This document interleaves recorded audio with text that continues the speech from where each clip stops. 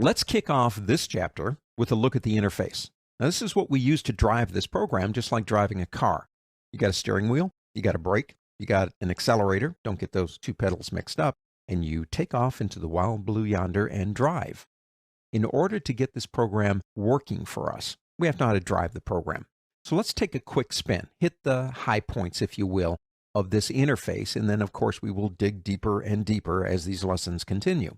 At the top, of course, you've got pull-down menus. All programs have pull-down menus. This is no revelation.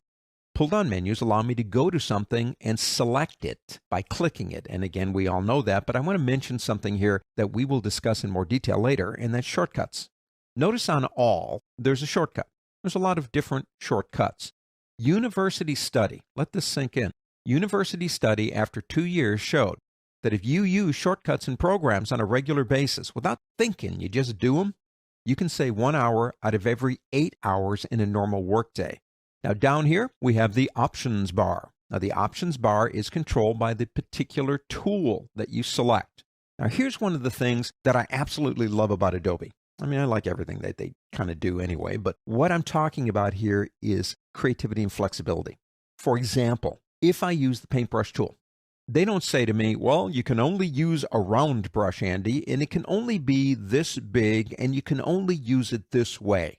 They allow me to do anything that I want with that tool, to the point that it would be ridiculous for most people. But we're all creative and we're all different.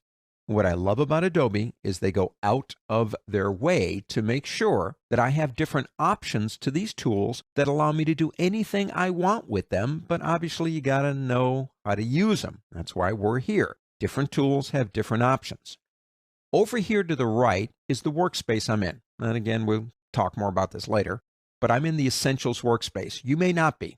Don't worry about that yet. We're just hitting some high points. But if you want to change to different workspaces, you can do that right here. Over to the left, of course, are the tools. We kind of talked about those. But if you click and hold on some of them, you get more tools, different things to check out and different things to try. Over here, of course, is our workspace. Down here, it says 25%. If you want to change the zoom, you can do it right there. Over here, it says document size, 17.2 megabytes, 17.2 megabytes. What is that? The number on the left represents the compressed, flattened, saved file size. The number on the right represents its working size as you begin doing things. And as you begin adding layers and doing effects, that number is going to probably get bigger. So that's one thing we can do down here, but that's not all. If you click that triangle right there, you can change to different things. Let me show you one. It's called efficiency. Efficiency is at 100%. That means my motor, my engine in this program is purring along perfectly efficient. If I do something, for example, I did the oil paint filter on this image. Now, that takes a lot of horsepower. If you've got efficiency down here, you may see that number drop. 90%, 80%. Years and years and years ago, I saw that thing go down to 30%. What does that mean? It's saying if I had some more resources, I might be able to go faster, but I'm being restricted by what I'm being allowed to use, like RAM memory and scratch disk. So we can use that number to help us understand if we're going as fast as possible. The most common one you will see there is document sizes. Let's take that back for now.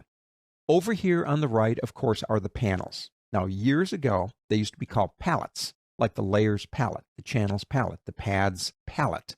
Basically, Adobe has decreed that they are now panels, and you may occasionally hear me use the word palette.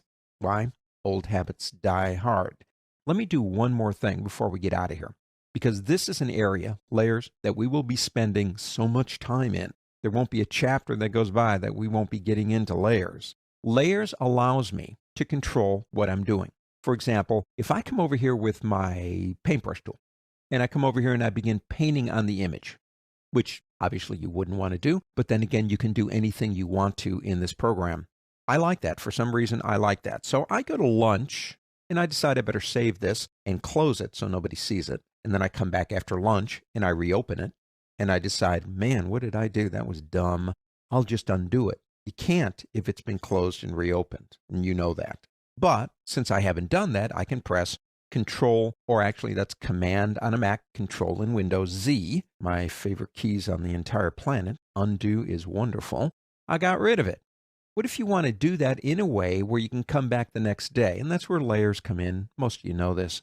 Did you know that you can have up to 8,000 layers? That's ridiculous. It proves my point that Adobe is doing everything they can not to restrict what we want to do. I don't know anybody that would use 8,000 layers, but if you want them, they're there.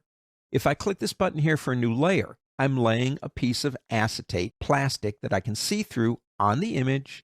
If I begin painting again, it does look the same, but the difference is, of course, I'm not painting physically on the image and destroying it. I'm painting on a layer above it. If I pick up my move tool, I can move it around if I want to. Or if I come back the next day and go, man, that was dumb, I wish I hadn't done that, I can just drag that layer to the trash. Here's one of the things that we're going to do in these lessons, and I'm really big on this. Almost every single thing that we do will be non-destructive. We will be able to do all kinds of crazy things to our images and actually be able to come back the next day and undo everything we did. Adobe is working toward, in Photoshop, the ability to do that for absolutely everything. And again, I love them for that too. Well, there you go. Just kind of a quick flick through the old interface, if you will. But you know what? You got to know how to drive this thing before you can get on the road.